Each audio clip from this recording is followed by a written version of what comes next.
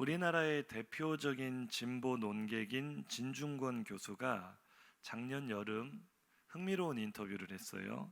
역시 대표적인 진보 언론사인 뉴시스와 언론 인터뷰를 했는데, 이건 뭐 제 이야기가 아니라 인터뷰 내용 그대로 전달을 해드리겠습니다. 노무현 대통령 지지자들에게 당신은 노무현을 왜 지지합니까? 라고 물으면 그분은 소탈하고 인간 냄새, 사람 냄새가 나잖아요 라고 대답을 한답니다. 이번에는 이명박 대통령 지지자들에게 당신은 이명박을 왜 지지합니까? 라고 물어봤더니 그들이 대답하기를 훌륭한 경제 정책으로 우리를 잘 살게 해줄 것 같아서 지지합니다 라고 대답을 했대요. 이번에는 박근혜 대통령 지지자들에게 당신은 박근혜를 왜 지지합니까? 라고 물었더니 아버지처럼 정치를 잘할 것 같아서 지지합니다 라고 대답을 했대요. 마지막으로 문재인 대통령 지지자들에게 당신은 문재인을 왜 지지합니까? 라고 물었더니 뭐? 문재인? 문재인이 네 친구냐? 라고 대답을 했답니다. 같은 나라 국민들인데 왜 이렇게 예민하게 반응하는지 모르겠어요. 물론 극성 일부 지지자들 이야기겠지만 그렇습니다. 이게 진보 세력 내에서 이런 이야기가 나온 이유가 우리나라가 너무 일당 독재 또 전체주의로 가는 것 아니냐, 이런 내부의 자성의 목소리로 나온 건데요. 정치 얘기를 하려는 것은 아니고 이 뉴스 기사를 보면서 문득 그런 생각이 들었어요. 그래, 맞는 말이기는 하다. 대통령이 우리 친구는 아닌데 우리가 함부로 이름을 부르면서 이렇게 함부로 대해서는 안 되지라는 생각이 들었어요. 그렇다면 우리의 시선을 좀 옮겨보자면 대통령보다 비교할 수 없을 정도로 더 크고 위대하신 하나님, 우리가 함부로 대할 수 있을까요, 없을까요? 대통령에게 친구처럼 함부로 그 이름을 부를 수 없다면 하나님께 친구처럼 대한다는 것은 있을 수 있는 일일까요, 없는 일일까요? 없는 일이죠. 그럼 불가능한 일이에요. 그런데 성경은 우리에게 놀랍게도 하나님을 우리의 친구라고 소개를 하고 있습니다. 요한복음 15장 14절 15절 한번 읽어보겠습니다. 너희는 내가 명하는 대로 행하면 곧 나의 친구라. 이제부터는 너희를 종이라 하지 아니하리니 종은 주인이 하는 것을 알지 못함이라. 너희를 친구라 하였노니 내가 내 아버지께 들은 것을 다 너희에게 알게 하였습니다. 아멘. 피조물인 우리가 창조주인 하나님의 명령대로 사는 것은 너무나 당연한 일입니다. 그런데 하나님은 그 당연한 일을 하고 살아가는 충성된 종들에게 내가 너희를 종이라 부르지 않고 친구라 부르겠다. 아멘이십니까? 하나님께서 우리를 친구로 불러주시는 것, 이거 엄청난 사건이거든요. 아니 뭐 듣기 좋으라고 그런 얘기 할 수 있지 않습니까? 라고 할 수 있겠지만 하나님은 듣기 좋으라고 이런 말씀을 하신 것이 아니라 실제로 성경을 보면 그렇게 하나님의 친구처럼 살아간 사람들이 많이 등장을 해요. 오늘 한 사람만 소개를 해볼까요? 아브라함인데요. 야고보서 2장 23절입니다. 이에 성경에 이른바 아브라함이 하나님을 믿으니 이것을 의로 여기셨다는 말씀이 이루어졌고 그는 하나님의 벗이라 칭함을 받았나니. 아멘. 아브라함의 별명이 뭐예요? 하나님의 벗이다. 하나님의 친구다. 하나님은 말씀만으로 너는 내 친구다 하신 것이 아니라 실제로 하나님의 뜻대로 살아가는 사람을 친구로 부르시고 친구처럼 가까이 지내시는 분인 줄로 믿으시기 바랍니다. 우리가 하나님이 우리를 친구로 부르셨다는 이야기를 이렇게 가볍게 들을 얘기는 아니에요. 한 사람이 강아지를 키우는데요, 집에서. 이 강아지가 얼마나 주인을 좋아하는지 집에 돌아올 때면 그렇게 주인을 반겨주고 꼬리를 치면서 반가워할 수가 없어요.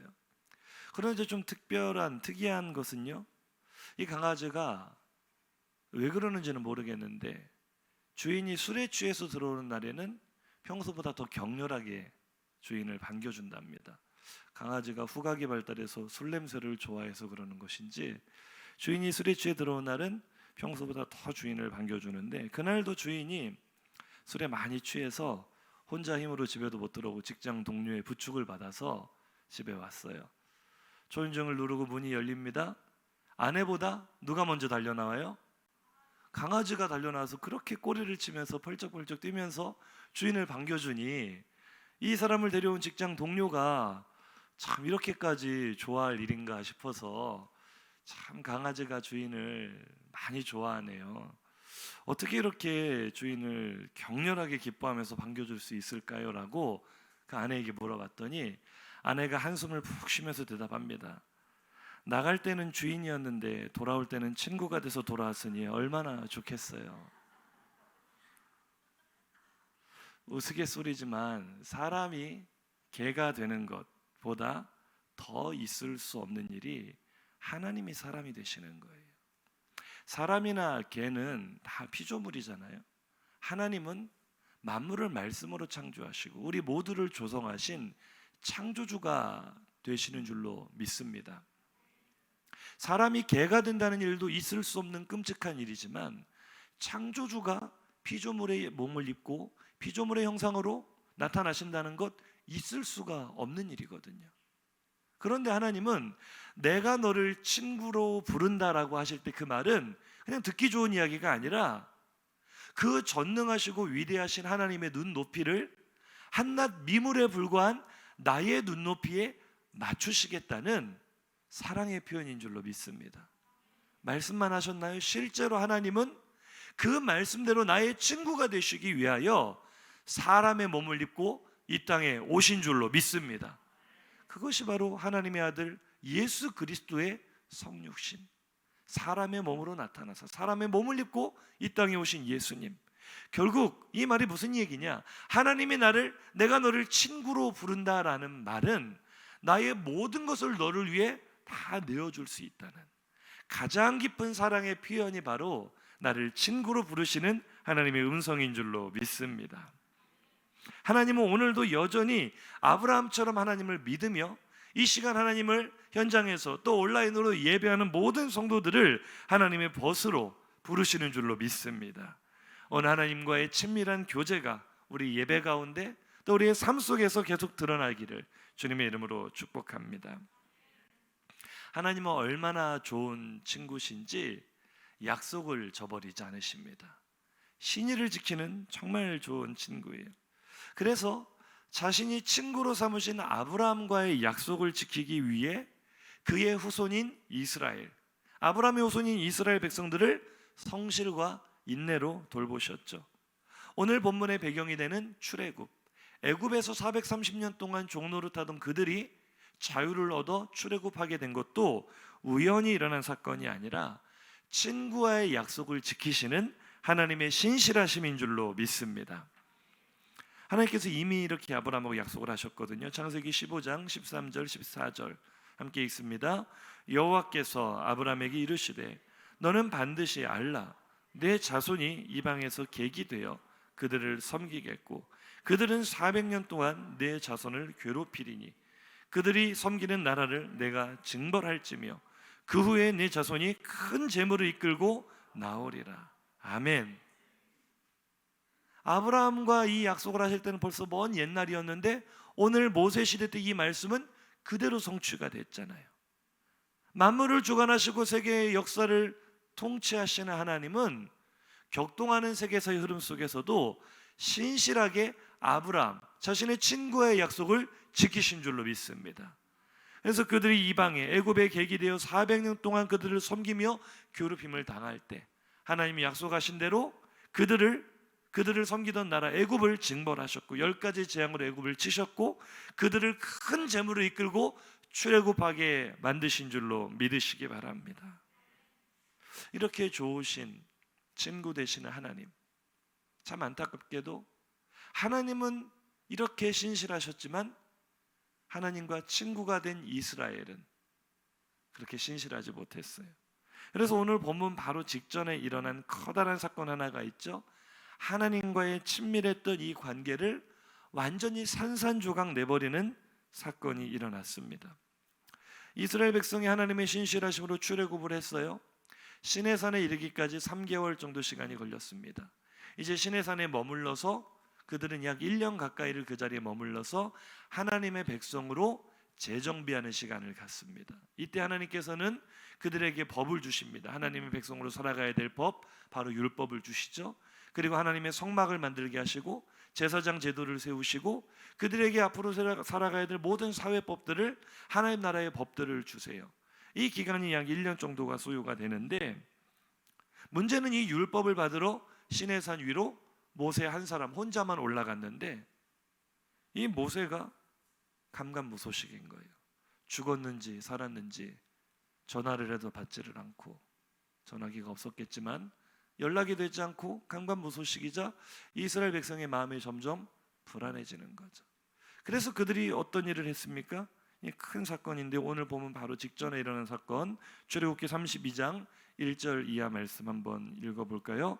백성이 모세가 산에서 내려옴이 더딤을 보고 모여 백성이 아론에게 이르러 말하되 일어나라, 우리를 위하여 우리를 인도할 신을 만들라. 이 모세 곧 우리를 애굽 땅에서 인도하여 낸 사람은 어찌 되었는지 알지 못함이니라. 아론이 그들의 손에서 금고리를 받아 부어서 주각칼로 새겨 송아지 형상을 만드니 그들이 말하되 이스라엘아, 이는 너희를 애굽 땅에서 인도하여 낸 너희의 신이로다 하는지라. 아멘. 이게 이스라엘 백성의 한계였어요.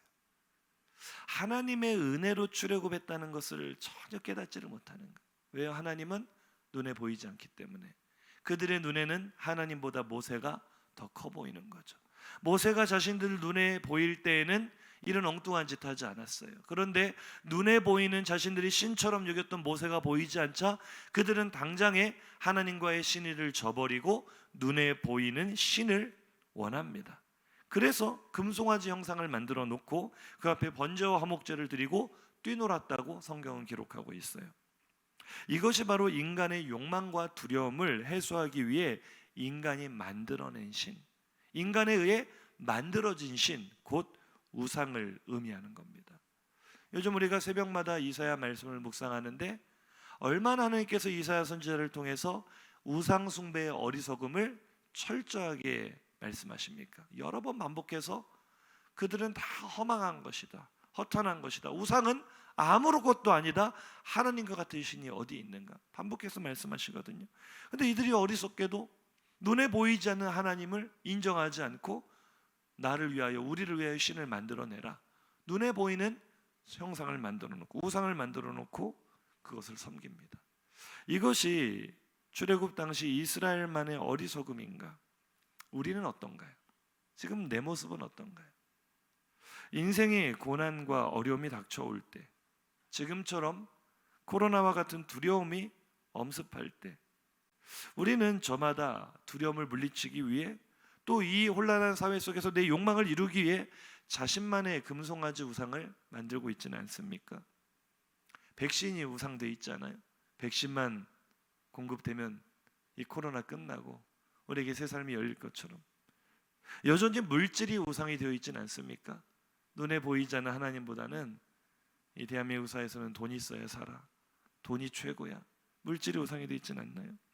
사람이 우상이 될 때가 얼마나 많습니까? 어려움이 닥쳐올 때 하나님은 나에게서 너무 멀리 계신 것 같아요. 눈에 보이지도 않아요.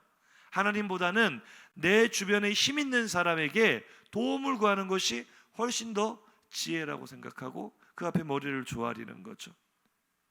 우리는 얼마든지 눈에 보이지 않는 하나님보다 눈에 보이는 금송아지가 더 마음에 끌릴 수 있어요. 훨씬 더 내 마음을 안심시키고 만족을 줄 때가 많은 거죠. 그 증거가 무엇입니까? 지금처럼 어려울수록 우리는 더욱 하나님의 도우심을 구해야 될 줄로 믿습니다. 지금처럼 힘들 때일수록 우리는 더욱 모이기를 힘써야 될 줄로 믿습니다. 더욱 하나님께 예배하러 나와야 될 줄로 믿습니다. 그런데 우리의 모습은 어떤가요? 참 안타까운 일이지만 예배의 자리가 여전히 이렇게 빈자리가 많다는 것, 물론 저마다 다 사정이 있고 생각이 있으시겠지만 다른 일상을 우리가 지금 다 살고 있잖아요. 우리가 예배당에 못 나오는 이유가 정말 코로나 때문이라면 다른 일상도 하지 못해야 맞는 거 아닙니까? 직장도 가지 못하고 모임도 가지 못하고 밖에 나가서 식사도 하지 못하고 물론 그렇게 철저하게 조심하시는 분들도 계시겠지만 대부분의 경우에 보면은요, 이 코로나가 우상의 또 다른 모습인 것 같아요. 코로나가 핑계예요. 우리는 지금 일상을 다 살고 있습니다. 어렵지만 예전 같지 않지만 할 거 다 합니다. 대중교통도 이용하고 쇼핑도 하고 식사도 하고 모임도 갖고 다 살아요. 직장도 다니고 학교도 다니고. 그런데 예배는 못 나와요. 예배는 못 나오겠대요. 하나님을 만나야 되는데, 하나님께 도움을 구해야 되는데, 저마다 지금 이 코로나 시국에 나를 도와줄 금송아지를 다 붙잡고 있어요. 그것이 물질이 되었든 사람이 되었든 아니면 다 자신의 어떤 믿는 구석 무엇이 되었든 예배의 자리를 나오지 못하겠다. 그런데 다른 것은 다 하겠다. 금송아지 우상은 지금 우리의 일상에서도 끊임없이 만들어지고 있는 우리의 욕망의 투영입니다. 우리는 지금 그렇게 살고 있어요. 그런데 문제는 우리가 이것이 얼마나 무서운 죄악인지를 잘 모른다는 거예요. 모세는 지금 시내산 꼭대기에서 하나님과 대화하며 율법을 받고 있습니다. 동시간에 이 산 아래에서는 이스라엘 백성이 금송아지를 만들어 놓고 뛰어놀고 있습니다. 하나님께서 이것을 아셨죠? 그리고 모세에게 말씀하십니다. 32장 7절에서 10절까지입니다. 여호와께서 모세에게 이르시되 너는 내려가라. 네가 애굽 땅에서 인도하여 낸 네 백성이 부패하였도다. 그런즉 내가 하는 대로 두라. 내가 그들에게 진노하여 그들을 진멸하고 너를 큰 나라가 되게 하리라. 아멘. 우리의 두려운 상황 속에서, 어려운 상황 속에서 하나님을 의지하는 것이 아니라 도리어 하나님으로부터 멀어져서 눈에 보이는 다른 신을 구하는 것이 얼마나 무서운 일인가. 하나님과의 관계가 완전히 단절되는 가장 크고 무서운 죄악이었어요. 하나님에게 신의를 저버리고 금송아지 우상을 세우는 것은 곧 하나님께 대하여 우리가 절교 선언을 하는 것이나 똑같은 거예요.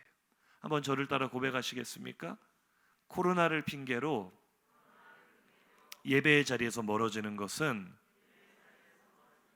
하나님께 절교를 선언하는 것입니다.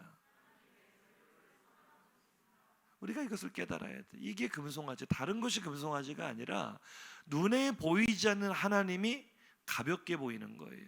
우스워 보이는 거예요. 내가 정말 하나님을 존중히 여긴다면 열일을 제쳐두고라도 이것은 내 인생의 1번이 되어야 될 줄로 믿습니다. 예배가 내 인생의 첫 번째 가치가 되고요, 하나님께 나오는 것이 내 인생의 무엇과도 타협할 수 없는 가장 소중한 일이 되어야 될 줄로 믿습니다.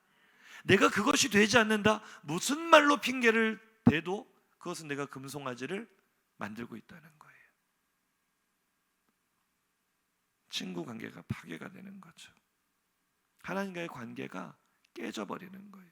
그 증거가 무엇입니까? 출애굽기 35장 15절 이하를 한번 읽어볼까요?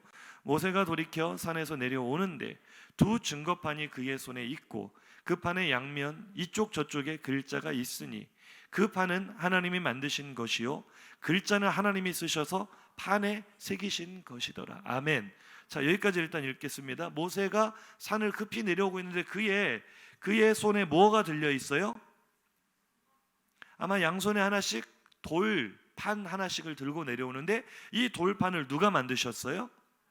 메이드 인 하나님. 이거 귀해요, 안 귀해요? 너무나 귀한 거예요.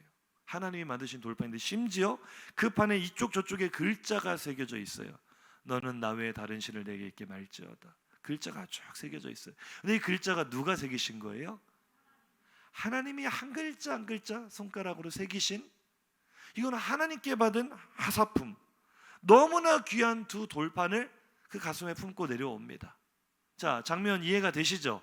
이미지가 그려지십니까? 계속 읽겠습니다. 시작. 진에 가까이 이르러 그 송아지와 그 춤추는 것을 보고 크게 노하여 손에서 그 판들을 산 아래로 던져 깨뜨리니라. 아멘. 그 판들이 무슨 판이에요? 누가 만드신 판인데? 누가 쓰신 판인데? 다시 한번 묻습니다. 귀해요, 안 귀해요? 근데 그것을 던지면 되겠어요, 안 되겠어요? 참 이 본문이 이해가 안 되는 본문 아닙니까? 아무리 화가 나도 그렇지, 아무리 이스라엘 백성이 하고 있는 짓들이 화가 났어도 어떻게 하나님이 친히 만드시고 친히 쓰신 돌판을 집어 던져서 깨트릴 수가 있는가?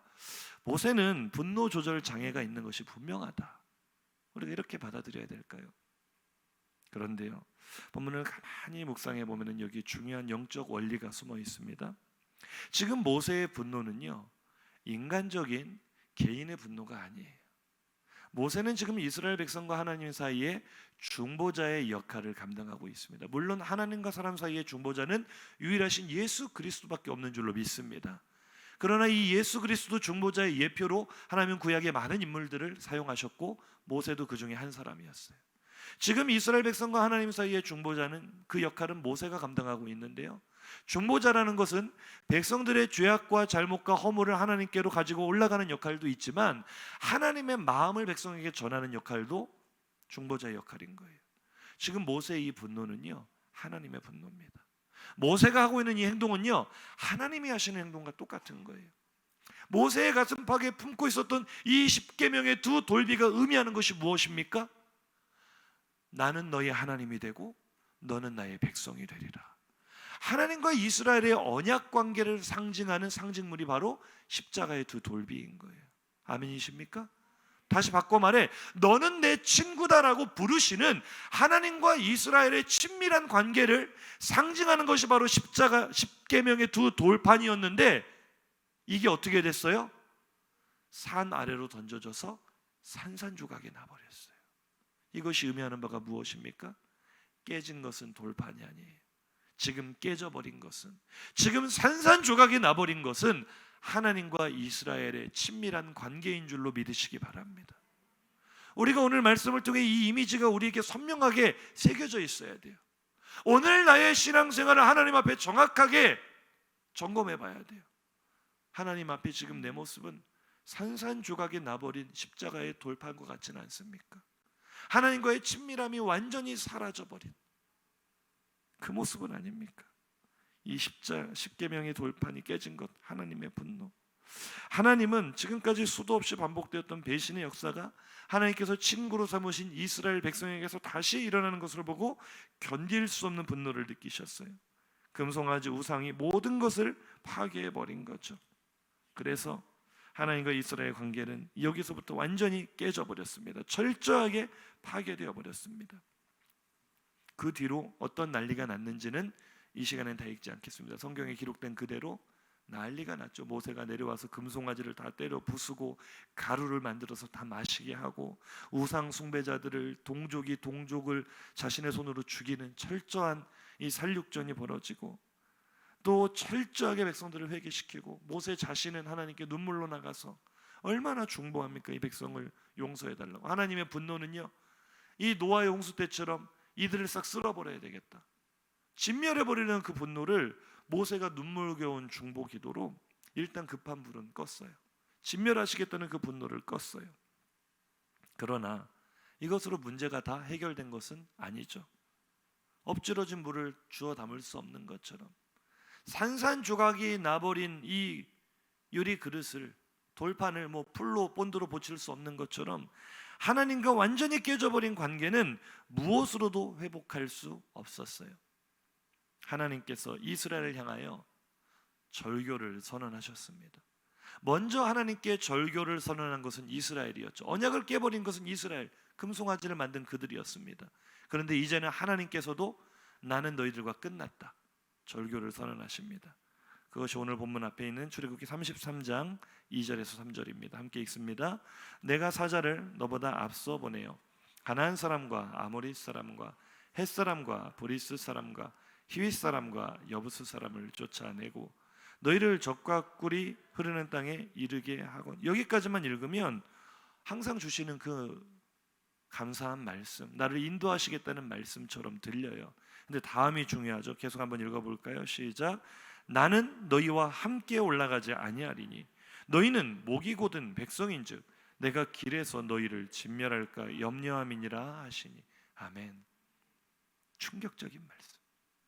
구약 성경을 통틀어서요, 하나님의 사자, 하나님의 천사라는 개념과 하나님 자신이라는 개념이 이렇게 칼로 무자르듯이 완벽하게 분리되어 나타나는 본문은 굉장히 드뭅니다.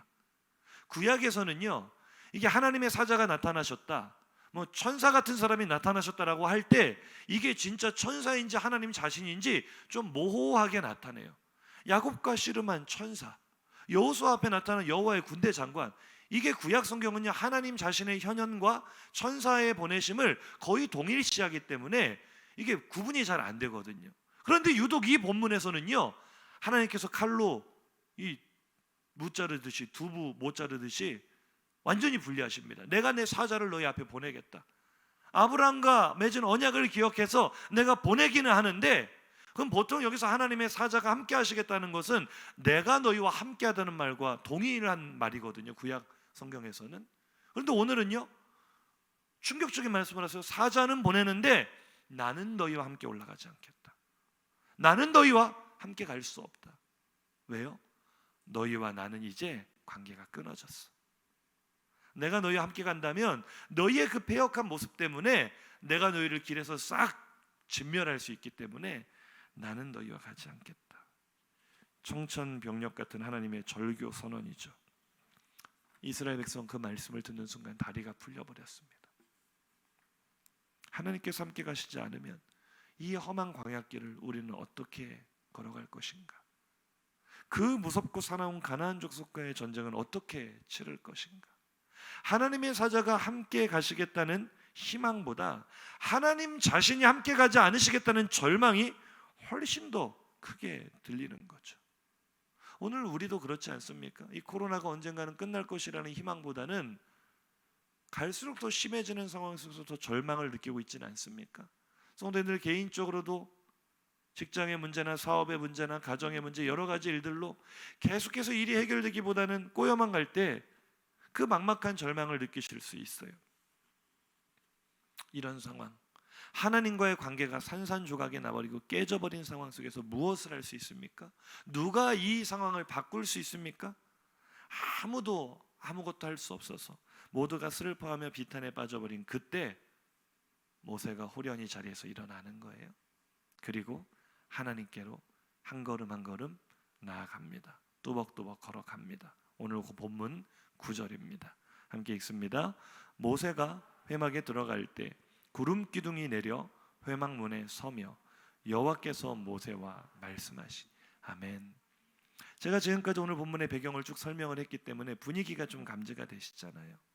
지금 하나님이 누구를 만나실 그럴 분위기가 아니거든요. 지금 모세가 하나님께 나갈 수 있는 그런 분위기도 아니거든요. 지금 완전히 이게 초상집 분위기예요. 백성들 다 울고 있다고 성경은 슬퍼하며 울고 있는 모습으로 묘사하고 있는데, 정말 감동적인 것은요, 모세가 회막은 하나님의 임재를 상징하는 하나님의 집이죠. 성전의 모형입니다. 이 하나님의 집으로 모세가 들어갈 때 구름 기둥, 구약 성경 출애굽기에서 구름은 하나님의 임재를 상징합니다. 구름 기둥이 문으로 내려와요. 이게 지금 얼마나 감동적인 장면인지 한번 머릿속에 그려보세요. 완전히 조상집 같은 분위기. 하나님께서 이스라엘에게 대하여 절교 선언을 하셨어. 내가 너희들 꼴도 보기 싫다 이거예요. 너희와 같이 가지 않겠다. 누가 하나님의 그 마음을 바꿀 수 있으며 누가 하나님의 그 엄중한 그 말씀 앞에서 하나님 앞에 나갈 수 있겠어요? 그때 모세가 에스더 같은 심정이었을까요? 죽으면 죽으리라 이런 마음이었을까? 하나님께로 가까이 나아가자 하나님의 임재를 상징하는 구름이 하나님께서 모세를 만나러 문에 내려오시는 모습. 오늘 이 만남이 우리의 예배 가운데도 이루어지기를 주님의 이름으로 축복합니다.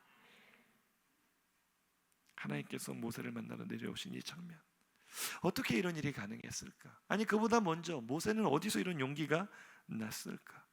그런데 모두가 절망에 빠져 있고 모두가 포기하고 있는 그 순간, 낙심하고 있는 그 순간 모세가 한 이 행동은요, 모세에게 있어서는 조금도 이상한 것이 아니라 아주 자연스러운 행동이었어요. 왜요? 모세는 하나님의 친구였기 때문입니다.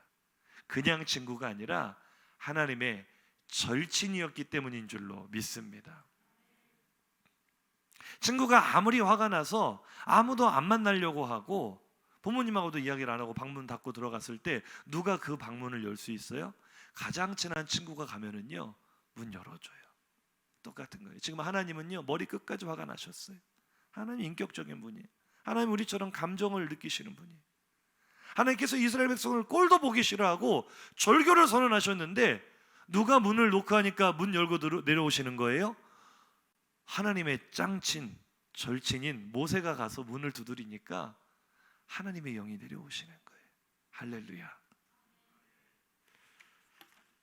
외국의 온라인 미디어인 라이프핵이라는 이 미디어 사이트에서 그냥 친구와 친한 친구를 구별하는 8가지 일러스트를 공개를 했습니다. 자, 한번 제가 하나씩 소개를 해드릴게요. 첫 번째, 친구는 당신에게 예의 있게 행동하며 자주 칭찬한다. 너 너무 예뻐졌다. 너 살 빠졌구나. 주변에 이렇게 말하는 분들 계십니까? 그냥 친구입니다. 그런데요, 진짜 친한 친구는요, 당신에게 매우 솔직하며 당신의 실수를 지적한다. 너 어제 라면 먹고 잤지? 너 나한테 걸어오는데 굴러오는 줄 알았다. 이게 진짜 친한 친구예요. 모세가요, 하나님께, 아니 하나님이 실수하지 않으시는 분인데도 마치 하나님을 지적하는 것처럼 이야기를 하거든요. 하나님, 지금 하신 말씀은 잘못됐습니다.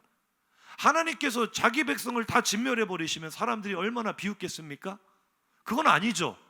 이거는요, 어떻게 하나님 앞에서 이런 말을 할 수가 있어요? 한번 인사하실까요? 절친은 할 수 있습니다. 모세가 하나님과 진짜 친했어요. 두 번째, 친구는 당신에게 멋지고 아름다운 모습만 보여주려고 한다. 친구를 만나러 갔는데 잠깐만 나 옷 좀 갈아입고 나 세수 좀 하고 나올게, 이런 사람이 있으면은요, 그냥 친구예요. 그런데요, 진짜 친한 친구는 자신의 정돈되지 않은 모습 그대로를 보여준다. 친구를 만나러 가는데 세수도 안 하고 나오잖아요. 추리닝 바람으로 그냥 나오잖아요. 진짜 친한 친구예요. 모세가 지금 하나님께 나아갈 때 뭐 자신을 정결하게 닦고 막 그럴듯하게 나갈 수 있는 상황이 아니거든요. 지금 난장판이에요, 난장판. 지금 모세 자신도 마음이 많이 상했고 지금 자신도 지금 몰골이 말이 아닐 거예요. 그런데 하나님께 나가기를 주저하지 않잖아요. 지금 자신의 모습이 어떻든지. 왜요? 친하니까.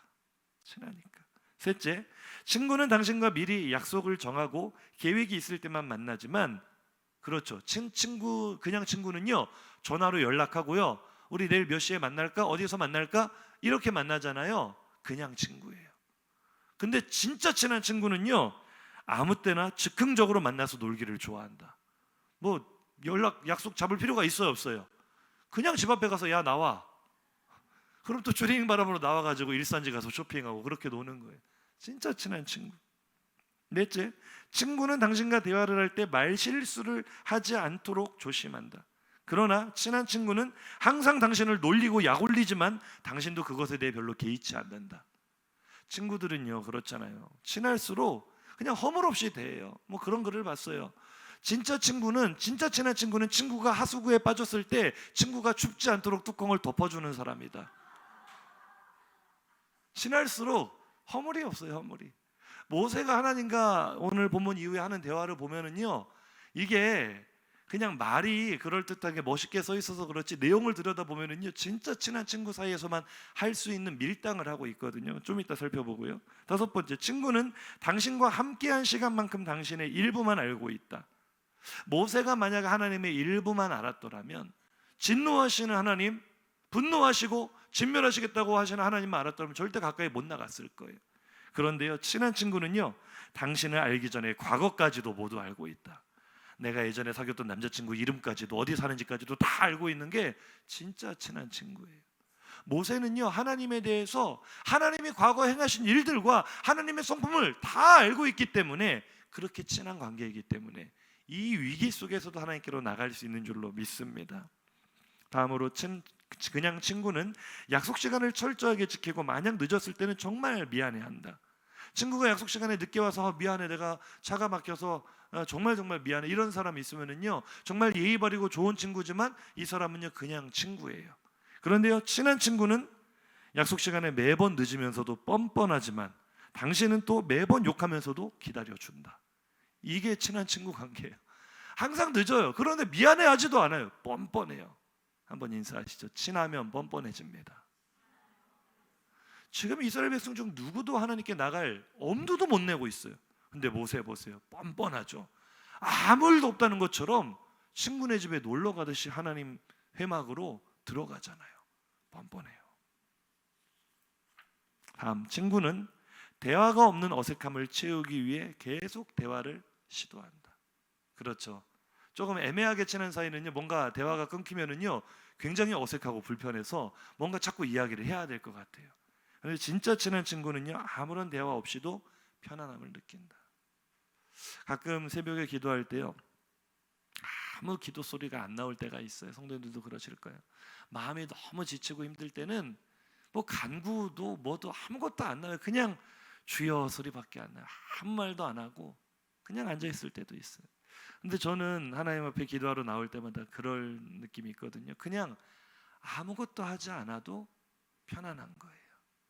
그냥 주님이 내 마음 아시고, 주님이 나의 걸음을 아시고, 주님이 나의 앉고 일어섬을 보고 계시다는 그 사실이 그냥 마음에 평안이 찾아오는 그 평안함. 모세도 그런 편안함이 있었기 때문에 지금 하나님이 사실은 침묵하시는 거거든요. 이제 말도 안 하시겠다는 뜻이에요. 난 너희 같이 가지 않겠다. 나 너하고 말도 안 할 거야. 이런 절교 상태거든요. 그런데 모세는 그 침묵이 두렵지 않아요. 하나님과 친하기 때문에. 마지막으로 친구는 서로 자주 보고 연락을 해야만 우정이 유지되지만 진짜 친한 친구는 오랫동안 연락하지 않고 몇 년 만에 만나도 어제 본 것과 같이 자연스럽다. 지난주에 목포에서 제 제자 둘이 이제 와서 며칠 머물다 갔는데, 제가 얘네들이 집에 있는 걸 보면서 문득 그런 얘기를 했어요. 야, 너희들 생각해 보니까 목사님 다시 만난 지 지금 3년 만인데 왜 어제 본 것처럼 이렇게 자연스럽냐? 너희들이 집에 돌아다니는데 전혀 위화감이 느껴지지 않는다. 제가 그랬거든요. 그런 것 같아요. 친한 관계라는 것은 오랜만에 만나도 어색하지 않고 어제처럼 자유롭고, 모세도 하나님과 그랬던 것 같아요. 모두가 하나님의 진노 앞에서 어쩔 줄을 몰라 할 때 모세는 친한 친구를 만나러 가듯 자연스럽게 하나님을 만나러 들어갑니다. 들어가서 나누는 대화 내용 또한 진짜 친한 친구 사이의 대화였어요. 먼저 11절을 한번 볼까요? 시작.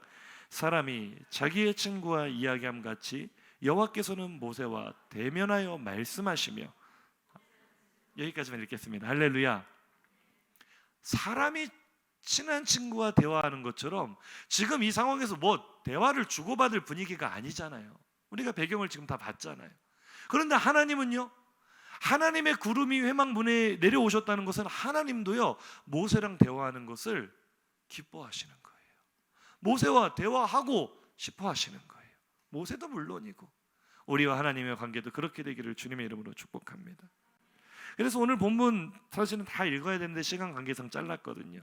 이어지는 대화 내용도 보면은요, 하나님과 모세가 얼마나 친했는지가 그 대화 속에 그대로 드러납니다. 오늘 하나님과, 이 축구 용어로 티키타카라고 하거든요. 서로 주거니 받거니 이렇게 하는 것을요, 모세가 하나님과 주거니 받거니 대화를 하는데요, 이 밀당이요 보통 친한 사이에서는 할 수 없는 밀당을 하는데요, 우리가 성경을 보면은 굉장히 고상한 언어로 써 있어서 이게 친한 거 맞아요 라고 할 수 있는데, 이런 느낌인 거예요. 사극을 보면은 이 신하들이 왕의 말을 듣기 싫을 때, 뭔가 자신들의 의견을 피력할 때 왕이 듣지 않잖아요. 그럼 이렇게 말합니다. 전하, 죽여 주시옵소서. 그럼 되게 뭐 비장해 보이잖아요. 근데 역사학자들이 이것을 이렇게 해석하더라고요. 죽여 주시옵소서는 사실 죽여 보시옵소서라는 뜻이래요.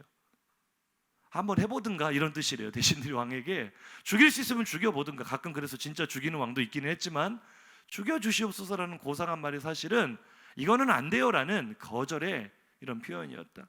제가 오늘 그런 식으로 성경을 읽어보니까 눈으로 한번 따라와 보세요. 11절 볼 건데요, 제가 성경을 안 읽고 이 성경을 제가 해석한 대로 모세의 대사, 하나님의 대사를 그대로 한번 해보겠습니다. 눈으로 따라서 11절 보세요. 11절에 모세가 뭐라고 합니까? 하나님, 누구 말하는 거예요? 누구랑 같이 가라는 건지 이름이라도 좀 알려줘 봐요. 11절 내용 그거 아닙니까? 하나님의 사자를 보낸다니까 어이가 없으면 모세가 누구 사자요? 이름 좀 알려줘 보세요. 그 얘기를 하고 있어요. 눈으로 따라오세요. 12절에 모세가 뭐라고 합니까? 하나님, 전에 나한테 뭐라고 했어요? 내가 하나님한테 은총 입었다 했어요? 안 했어요? 지금 따지고 있는 중이에요. 12절 한번 보세요. 모세가 하나님께 따지고 있어요. 13절에는 지금 모세가 뭐라고 합니까? 이제 가관입니다. 하나님, 좀 치사하다고 생각하지 않습니까? 제가 지금 해석하는 중입니다. 13절. 하나님, 이스라엘이 잘못을 좀 했다고 칩시다. 아니 그걸 왜 저한테 떠넘기는데요? 우리 말은 입은 비틀어졌어도 말은 바로 합시다. 얘네가 왜 내 백성입니까? 하나님 백성 아닙니까? 지금 모세가 하나님한테 하는 말들 구절구절이요, 이거 제정신이 할 정도로 하나님한테 따지고 있거든요. 이거요 보통 친한 관계에서 할 수 있는 말이 아니에요. 모세가 하는 말 한 구절 한 구절 보세요. 하나님, 왜 얘네가 내 백성이냐고요? 하나님 백성이니까 하나님이 책임지셔야죠. 나 못해요, 못해. 모세가 지금 이러고 있는 거거든요. 자, 우리 보통 상식으로는 하나님 앞에서 이 정도로 하면은 혼나겠어요, 안 혼나겠어요? 혼날 것 같죠? 하나님 뭐라고 하는지 보세요. 이제 하나님의 대사입니다. 14절에 하나님이 뭐라고 합니까? 야, 모세야, 됐다. 그만 좀 해라. 그만 좀. 갈게. 내가 갈 테니까 그만하고 너 좀 가서 쉬어. 내가 너랑은 꼭 갈게. 2인칭 단수로 모세를 지목하시거든요. 너랑은 꼭 갈게. 그러니까요, 모세가요 그 말을 받자마자 또 뭐라고 하는지 아세요?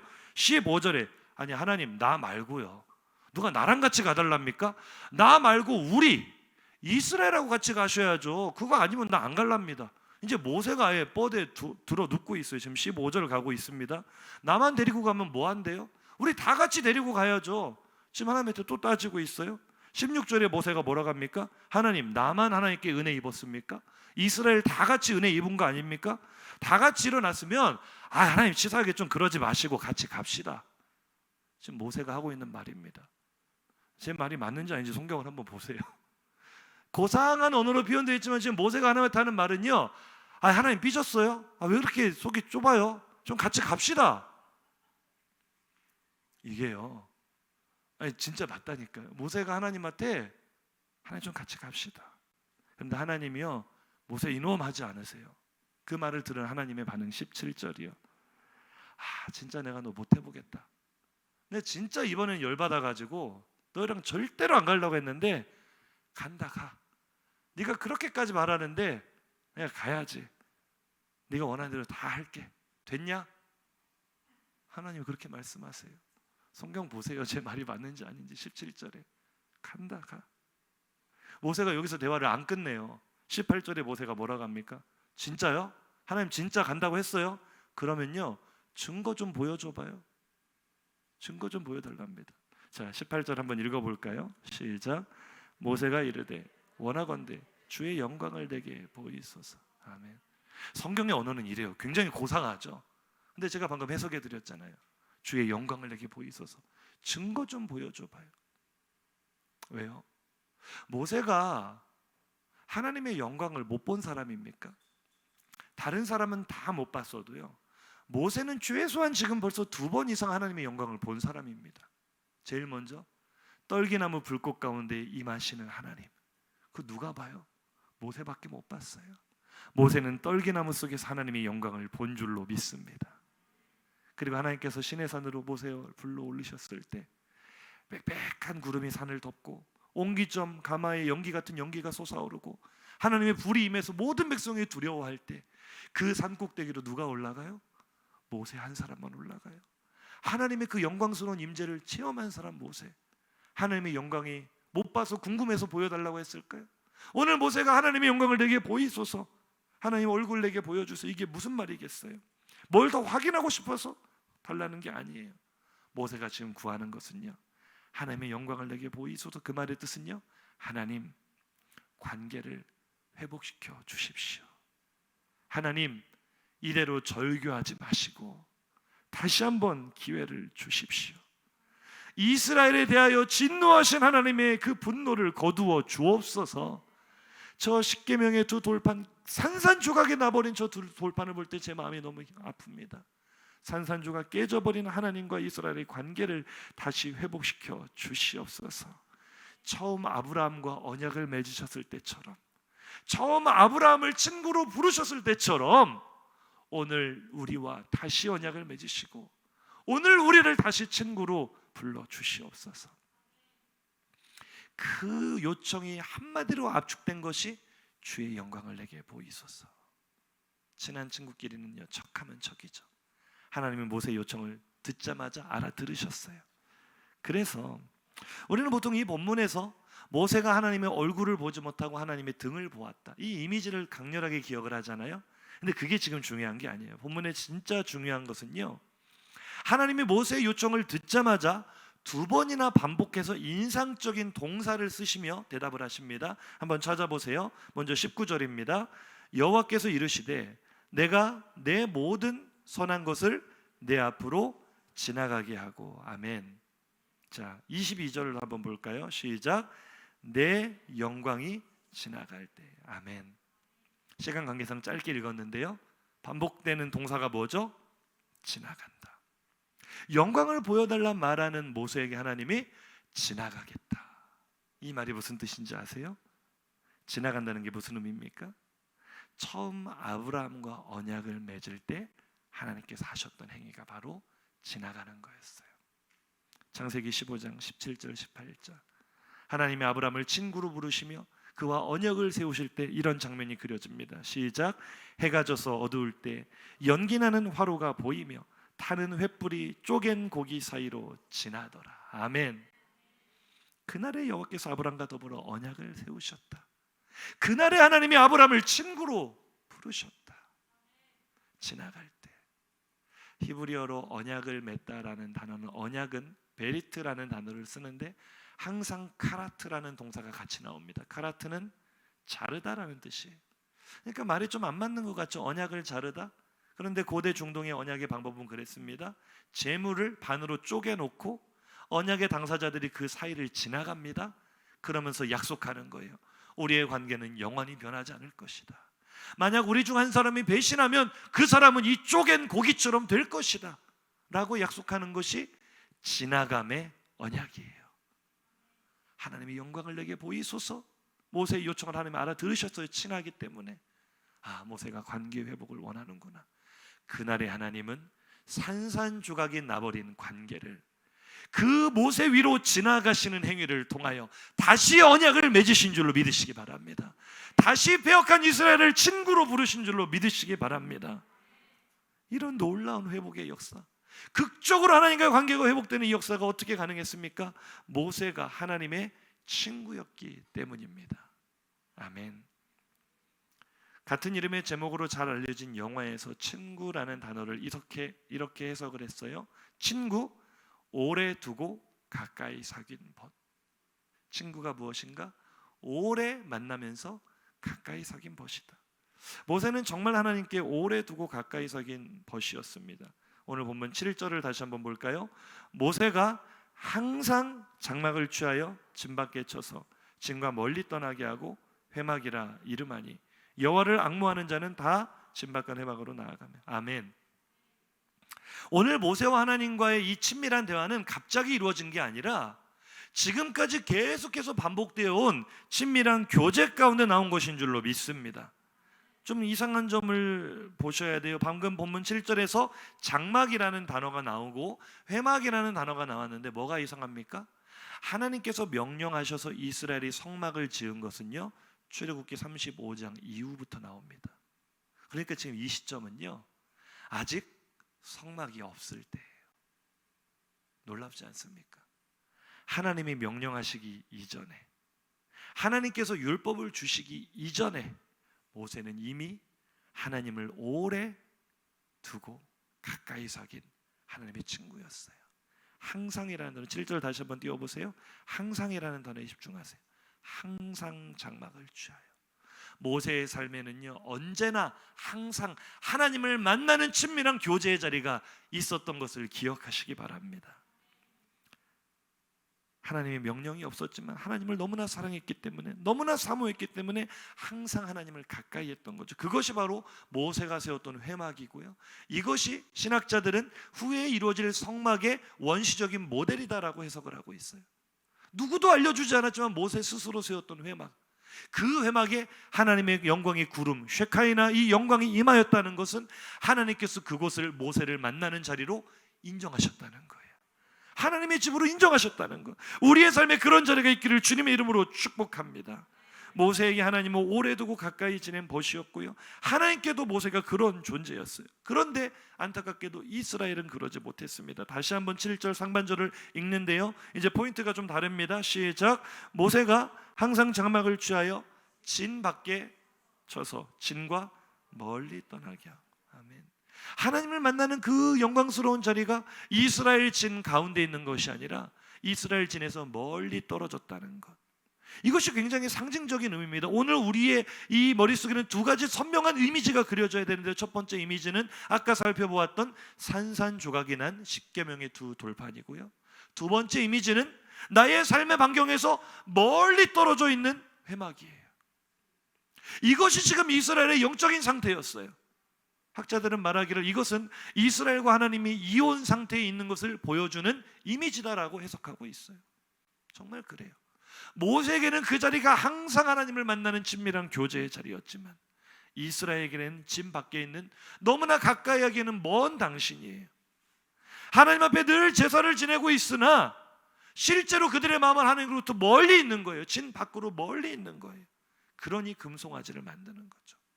평생을 예배를 드린다고 하고 있으나, 평생을 예배 자리에 나오고는 있으나 마음은 하나님께로부터 멀기 때문에 삶의 자리에서는 하나님과 교제하는 자리는 없고 금송아지 우상과 교제하는 자리만 많은 거예요. 그것이 이스라엘의 영적인 상태. 이 이미지가 우리에게 그려질 때 나의 신앙은 깨어진 돌판인가? 진 밖에 멀리 있는 회막인가? 아니면 하나님과 친밀한 친구인가? 친구가 되시기를 주님의 이름으로 축복합니다. 특별히 우리의 다음 세대들은요, 하나님을 더욱 가까이 하기를 주님의 이름으로 축복합니다. 이 절망의 시대, 희망이 누구에서부터 나옵니까? 바로 모세처럼, 또 그의 뒤를 이을 여호수아처럼 하나님을 오래 곁에 두고 가까이 사귀는 사람인 줄로 믿습니다. 하나님 곁을 떠나지 않고 하나님께로 가까이, 더 가까이 은혜의 자리에 머무는 사람인 줄로 믿습니다. 11절이에요. 시작.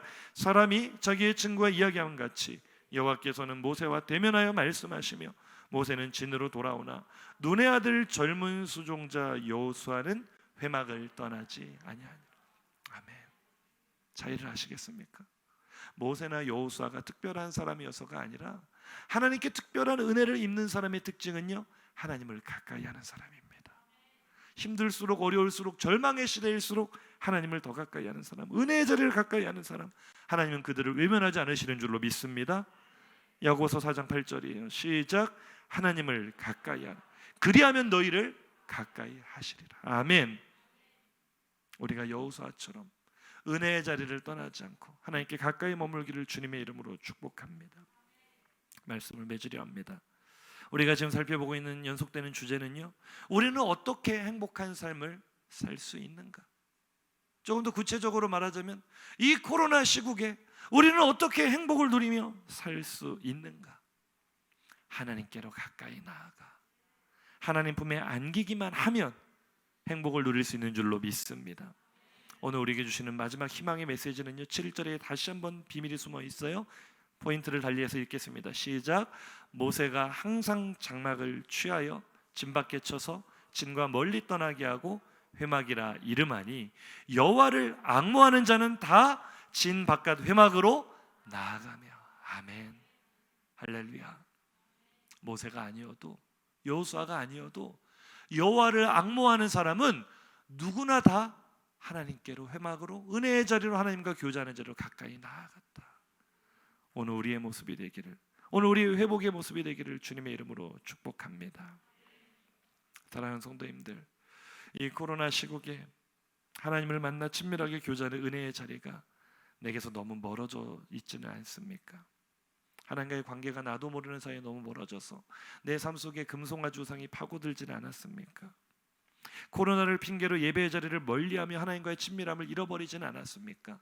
분명히 오랫동안 교회를 다니며 하나님을 오래 믿는다고는 하였으나 진짜 친구는요, 오래 두고 가까이 사귄 것인데 이 가까이가 안 돼서, 오래는 사귀었으나 가까이 사귀지를 못해서 늘 제자리 걸음은 아닙니까? 은행 업무 때문에 교회 통계를 내다가 참 마음이 아팠던 것은, 코로나가 시작이 되고 지금까지 우리 작년 성도의 3분의 2가 현장 예배를 안 나오고 있어요.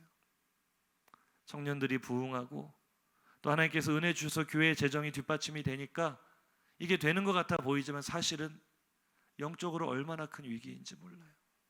여러 가지 사정이 있으실 거예요. 나오고 싶어도 못 나오는 사정 있으실 거예요. 그런 분들 당연히 온라인으로 예배 드리셔야죠. 그러나 할 수 있음에도 불구하고 내 마음이 무디어져서, 내 마음이 나태해져서 하나님과의 친밀한 교제를 다 잃어버리고 깨어진 돌판처럼 하나님과 산산조각난 관계를 가지고 느슨하게 종교인의 삶을 살고 있다면 물어봐야 됩니다. 나는 정말 행복한가? 무슨 일만 있으면 핑계대고 온라인 예배 참여하면서, 온라인 예배는 정말 피치 못할 분들을 위해서 우리가 섬기는 것이지, 우리가 알잖아요. 온라인 예배로 온전하게 예배드리기 힘들다는 거 누구나 알잖아요. 너무나 우려가 되는 것은 우리가 정말 이래도 되는 것인가?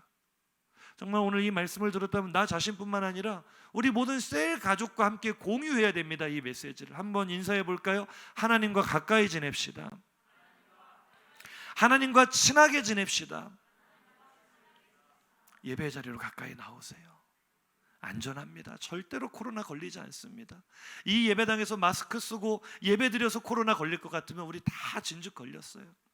그렇게 대중교통 이용하고 우리 일상의 삶을 다 살고 있으면서 교회가 위험하다는 것, 세상 사람들은 잘 모르니까 교회에 대해 그렇게 오해할 수 있다지만 알고 있는 우리가 그렇게 받아들인다는 것은 정말 문제가 있지 않습니까? 오늘 이후로 어떠한 핑계도 우리와 하나님과의 친밀함을 깨트리지 않기를 주님의 이름으로 축복합니다. 하나님은요, 우리가 행복을 누리기를 원하세요. 우리가 지금 목마른 상황에 있는 것도 아십니다. 그래서 말씀하십니다. 내게로 나와라. 내게로 더 가까이 나와라. 나와 친밀한 관계를 누리자. 나의 친구가 되어라. 내가 너를 행복하게 해주겠다. 오늘 하나님의 음성에 반응하시기를 주님의 이름으로 축복합니다. 들은 말씀 생각하면서 우리 결단의 찬양으로 나갑니다. 우리의 진실한 고백이 되기를 원합니다. 하나님, 내가 갈급합니다. 무엇으로도 채울 수 없는 갈급함이 나에게 있습니다. 그러나 오늘 말씀을 듣고 내가 모세처럼 하나님께 가까이 나오기를 원합니다. 여호수아처럼 하나님을 앙모하는 그 모든 백성들처럼 내가 하나님께로 가까이 나오기를 원합니다. 나를 외면하지 않으시고 하나님을 가까이 하라. 그리하면 너희를 가까이 하시리라. 그 말씀 붙들고 나가오니 나를 친한 친구로 맞아주시고 나와 이제로부터 영원까지 친밀한 교제 가운데 나를 초청하여 주시옵소서. 우리 사모하는 마음으로 함께 고백하며 나갑니다. 내 갈급함 어느 곳으로 채울 수 없네. 내 갈급함 상한 나의 심령에 우리의 모든 상황을 그대로 올려드리며 부르짖는 소리 내 갈급함 주님의 음성이 들려요. 우리 주님의 음성을 함께 듣기 원합니다. 내게로 나오라. 내게로 나오라.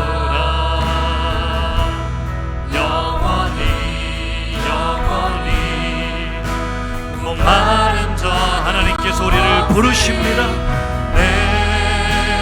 내게로 나오라. 초청하십니다. 가까이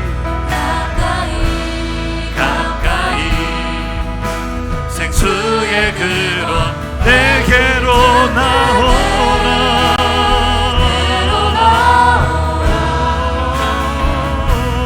영원히 영원히 목마른 저녁 우리 하나님께로 더 가까이 내게로 나오라. 가까이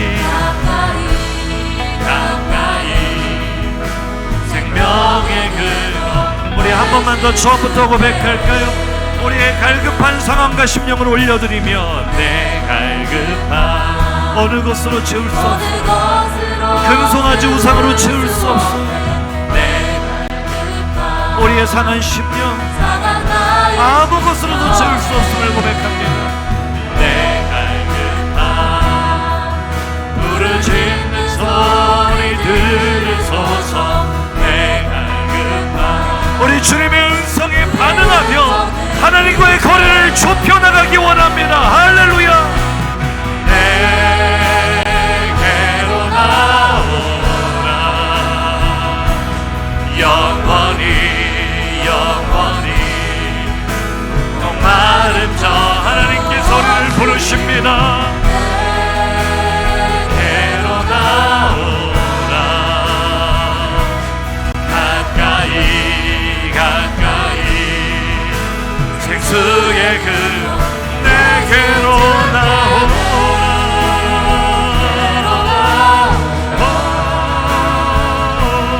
영원히 영원히 말은 전혀 없으리. 내게로 나오라. 하나님께 소리를 부르십니다. 가까이 나오라. 하나님께로 더 가까이, 더 준비한 자리로. 생명의 그런 우리가 하나님께 반응하기 원합니다. 주님 사랑합니다. 주님 사랑해요. 내가 온 마음과 정성을 다해 하나님께로 가까이 나가겠습니다. 이 시간 하나님께로 내 마음을 더 좁혀 나가겠습니다.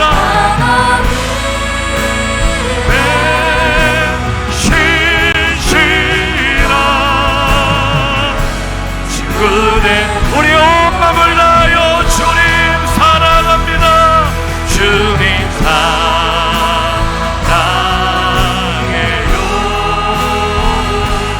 온 마음과 정성 다해 하나님의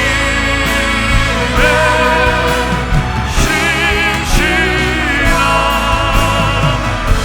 친구네. 우리 이 시간 함께 통성으로 기도하겠습니다. 하나님께로 가까이 나가겠습니다. 하나님 나를 받아주시고 나와 친밀한 교제로 나를 초청하여 주시옵소서. 주여 한번 부르짖고 기도합니다. 주여.